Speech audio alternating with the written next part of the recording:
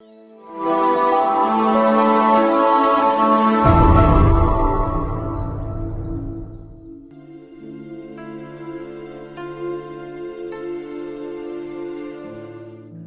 خدا میرے عزیز بھائیوں اور بہنوں،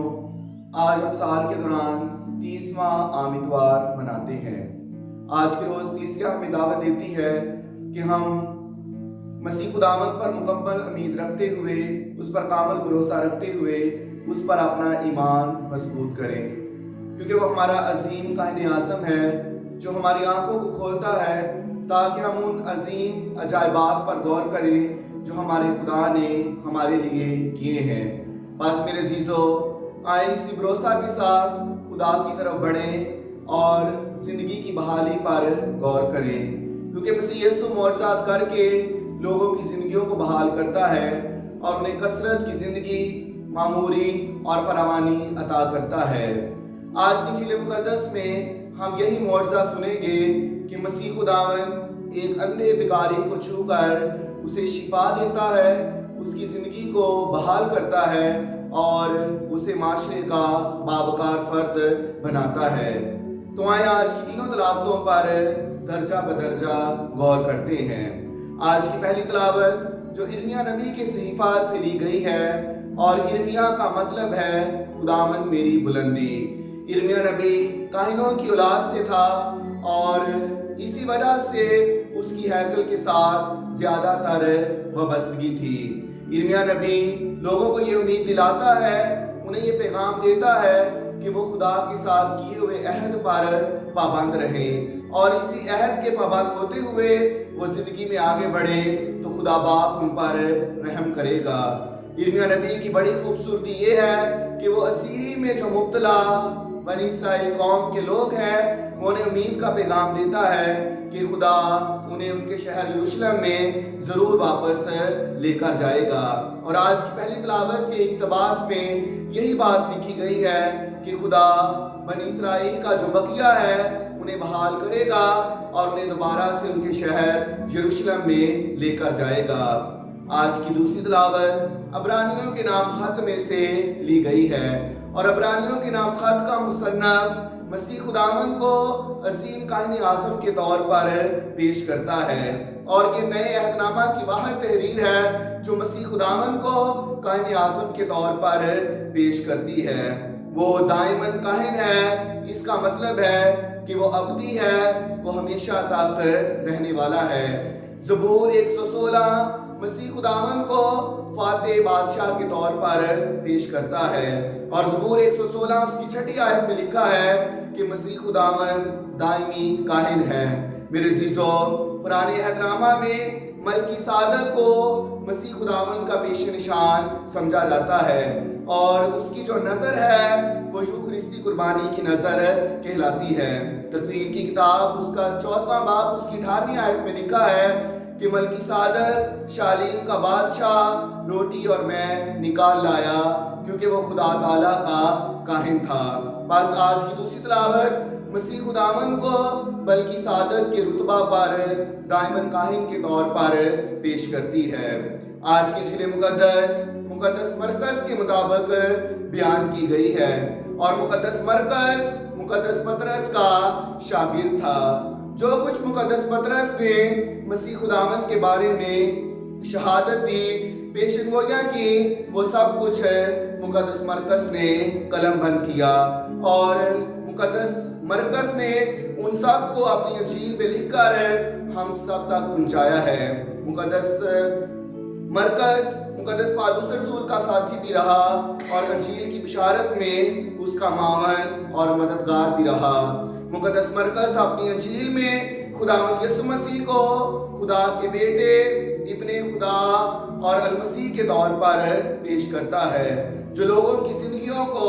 بحال کرتا ہے۔ آج کی انجیل مقدس بھی اسی سلسلے کی ایک کڑی ہے، جب مسیح خداوند خدا کا بیٹا ہوتے ہوئے ایک اندھے بھکاری کو شفا دیتا ہے اور اس کی زندگی کو بحال کرتا ہے، اسے زندگی کی معموری، کثرت اور فراوانی عطا کرتا ہے۔ میرے عزیزو، اگر ہم چاروں اناجیل پر غور کریں تو ان میں موجود جو مسیح یسوع کے معجزات ہیں وہ ہمیں بار بار یاد دلاتے ہیں کہ ایمان کے بغیر معجزات وقوع پذیر نہیں ہو سکتے، اور لوگوں کا ایمان دیکھ کر ہی مسیح یسوع لوگوں میں معجزات کرتا ہے۔ اور اسی مناسبت سے آج یہ اندھا بھکاری جب چلا اٹھتا ہے کہ داؤد کے بیٹے مجھ پر رحم کر، تو مسیح اس پر رحم کرتا ہے اور اس کی زندگی میں یہ بڑا معجزہ کرتا ہے، اسے بینائی عطا کرتا ہے، اسے شفا دیتا ہے اور اس کی زندگی کو بحال کرتا ہے۔ میرے عزیزو، مسیح یسوع کی زندگی کا یہی مشن تھا، یہی منشور تھا کہ وہ رد کیے ہوئوں کو بلانے کے لیے آیا تھا۔ لوکا کی انجیل اس کا 4 باب اس کی 18ویں آیت میں مسیح اپنا مشن اور منشور بیان کرتے ہوئے فرماتے ہیں کہ روح خداوند مجھ پر ہے، اس لیے اس نے مجھے مسا کیا ہے کہ میں مسکینوں کو خوشخبری سناؤں، اس لیے اس نے مجھے بھیجا ہے کہ اندھوں کو بینائی دوں، قیدیوں کو رہائی دوں اور کچلے ہوئوں کو آزادی بخشوں اور خداوند کے سارے مقبول کو مشتہر کروں۔ بس یہ مسیح خداوند کے مشن اور منشور کا حصہ تھا کہ وہ اندھوں کو بینائی عطا کرتا ہے، اور یہ بینائی عطا کر کے اسے کثرت کی زندگی دیتا ہے، اور اس سے مسیح یسوع اپنے منہ کا وہ کلام پورا کرتا ہے جو یوحنا کی انجیل اس کا 10 باب اس کی 10ویں آیت میں مسیح فرماتا ہے کہ میں اس لیے آیا ہوں کہ وہ زندگی پائیں اور کثرت کی زندگی پائیں۔ میرے عزیزو، خداوند یسوع مسیح نہ صرف مضبوط بلکہ بے سہارا لوگوں کا سہارا بنتا ہے اور انہیں شفا بخش کر انہیں زندگی میں آگے بڑھنے کا موقع عطا کرتا ہے۔ خدا معجزات کے ذریعے سے اپنا ظہور لوگوں میں کرتا ہے، اپنا آپ ظاہر کرتا ہے، اپنے رحم کو واضح کرتا ہے، اور اسی رحم میں خدا لوگوں کے ساتھ تعلق بنا کر ان کی زندگی کا حصہ بنتا ہے اور آگے بڑھتا ہے۔ میرے عزیزو، آج کی پہلی تلاوت میں بھی ہم نے یہی بات سنی ہے کہ ایک بہت بڑا اموا یہاں واپس آئے گا، ان میں اندھے ہوں گے، لنگڑے ہوں گے، دودھ پلانے والی عورتیں ہوں گی، حاملہ عورتیں اور درد ذہ والی ہوں گی، کہ مسیح خداوند ایسے لوگوں پر رحم کرتا ہے اور انہیں دوبارہ سے اپنی حضوری میں واپس لے کر آتا ہے۔ میرے عزیزو، آج کی انجیل مقدس میں ہم نے سنا ہے کہ سڑک کے کنارے بیٹھا برتمائی خداوند یسوع مسیح کو ہجوم میں سے پہچان لیتا ہے اور پہچان کر کے اسے کہتا ہے کہ داؤد کے بیٹے مجھ پر رحم کر۔ تو مسیح خداوند اس پر یقیناً رحم کرتا ہے۔ یہ خدا کی صفت ہے کہ وہ رحم کرنے والا ہے، اور جو چلا کر یا رو کر مسیح سے التجا کرتا ہے تو مسیح اس پر رحم کرتا ہے۔ آج کی پہلی تلاوت میں بھی ہم نے یہی بات سنی ہے کہ وہ رو رو کر میرے پاس آئیں گے اور میں خدا مہربان ہو کر ان کی ہدایت کروں گا۔ بس یہ خدائی صفت مسیح میں بھی موجود ہے۔ مسیح برتمائی کی رہنمائی کرتا ہے، اس کی ہدایت کرتا ہے اور اسے شفا دیتا ہے۔ برتمائی جب پکارتا ہے کہ داؤد کے بیٹے مجھ پر رحم کر، تو ہجوم میں سے لوگ اسے منع کرتے ہیں۔ برتمائی کی زندگی پر اگر غور کریں تو وہ جسمانی طور پر بیمار تھا، اس کے پاس بصیرت نہیں تھی، آنکھیں نہیں تھی، وہ دیکھ نہیں سکتا تھا، لیکن اس کے پاس ایمان کی روشنی تھی، بصیرت تھی، اور اسی ایمان میں وہ مسیح کو اتنے بڑے ہجوم میں سے پہچان لیتا ہے اور مسیح سے التجا کرتا ہے کہ تو مجھ پر رحم کر۔ اگر ہم پورے ہجوم پر غور کریں تو وہ تندرست تھا، ان کی آنکھیں بھی ٹھیک تھیں، لیکن وہ مسیح کو پہچان نہ سکے اور وہ برتمائی کو منع کرتے ہیں۔ تو میرے عزیزو،